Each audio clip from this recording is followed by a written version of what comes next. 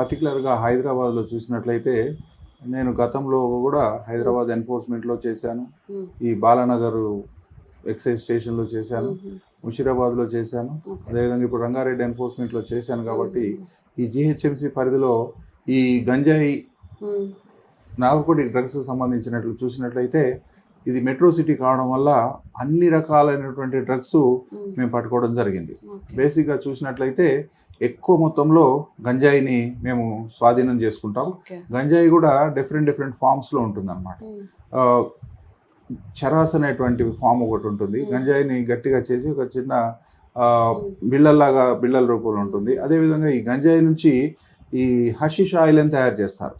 ఆయిల్ని బర్నర్స్లో వేసి దాని వేపర్స్ని కలెక్ట్ చేసి బాటిల్స్లో లీటర్ లాగా ఉంటుందన్నమాట.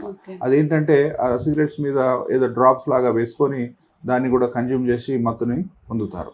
అదేవిధంగా ఇప్పుడు లేటెస్ట్గా ఏంటంటే గంజాయి చాక్లెట్లు అని చెప్పేసి మనము ఈ ఒరిస్సాలో అక్కడిక్కడ తయారవుతున్నటువంటి భువనేశ్వర్ ఆ ఏరియాలో తయారయ్యి మునక్క అనేటువంటి పేరుతోటి చార్మినార్ మునక్క ఆయుర్వేద గోళీలు అని చెప్పేసి ఇక్కడ మార్కెట్లో అమ్ముతున్నారు.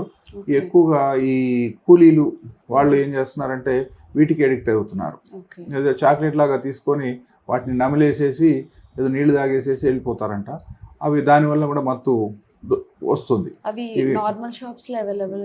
కొన్ని కిరాణా షాపుల్లో ఈ బాలానగర్లో, తర్వాత ఉప్పల్ ప్రాంతంలో, షేర్లింగంపల్లి ఏరియాలో, తర్వాత శంషాబాద్ ఏరియాలో, షాద్ నగర్ ఏరియాలో కూడా మేము పెద్ద మొత్తంలో వీటిని సీజ్ చేయడం జరిగింది.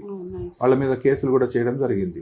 అదేవిధంగా MDMA, తర్వాత కొకైన్, తర్వాత నల్లమందు కూడా ఇటు ఈ రాజస్థాన్ అక్కడ నుంచి ఇక్కడికి దానికి బ్లాక్ మ్యాజిక్ అనేటువంటి పేరు కూడా ఉంది. నల్లమందు కూడా ఈ మన హఫీజ్పేట ఏరియాలో, తర్వాత షేర్లింగంపల్లి ఏరియాలో మా డిపార్ట్మెంట్ వాళ్ళు చాలా కేసులు చేయడం జరిగింది. ఏంటంటే ఇవి ఏ ఫామ్లో ఉన్నా కూడా అల్టిమేట్గా వాళ్ళకి ఈ మత్తుని కలిగిస్తాయి.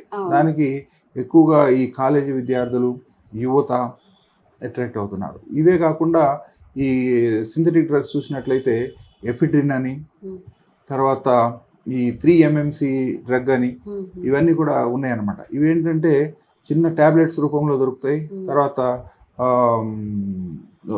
బ్లాట్స్ రూపంలో పేపర్ బ్లాట్స్ మీదకి ఈ డ్రగ్ని డ్రాప్స్ లాగా వేసి కూడా తీసుకుంటూ ఉంటారు.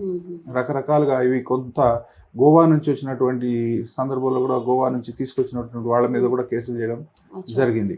ఇవేంటంటే ఎక్కువగా ఇక్కడ నుంచి వేరే దేశాలకు కూడా ఎక్స్పోర్ట్ అవ్వడం జరిగింది. రీసెంట్గా మేము పటాన్చెరులో 3-MMC అనే డ్రగ్ని సీజ్ చేయడం జరిగింది. దగ్గర 2,98,00,000 డ్రగ్ అతను ఇక్కడ తయారు చేసి యూరోపియన్ కంట్రీస్కి పంపిస్తూ ఉంటే అతని కంపెనీ మీద డ్రగ్ అథారిటీ వాళ్ళతోటి కలిసి ఎక్సైజ్ డిపార్ట్మెంట్ మేమందరం కలిసి కేసు చేయడం జరిగింది. చాలా పెద్ద మొత్తంలో కూడా అక్కడ యూరోపియన్ దేశాలకు వెళ్తున్నటువంటి డ్రగ్ను కూడా సీజ్ చేయడం జరిగింది. రీసెంట్గానే అది జరిగింది.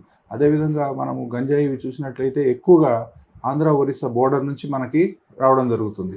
అది ఎక్కువగా మన బస్సుల్లో, తర్వాత రైల్వే ట్రైన్స్ ద్వారా ఎక్కువగా తీసుకొని వస్తున్నారు. కొంతమంది యువత ఈ అక్కడి నుంచి ఇక్కడికి 2 వీలర్స్ మీద కూడా తీసుకురావడం జరుగుతుంది.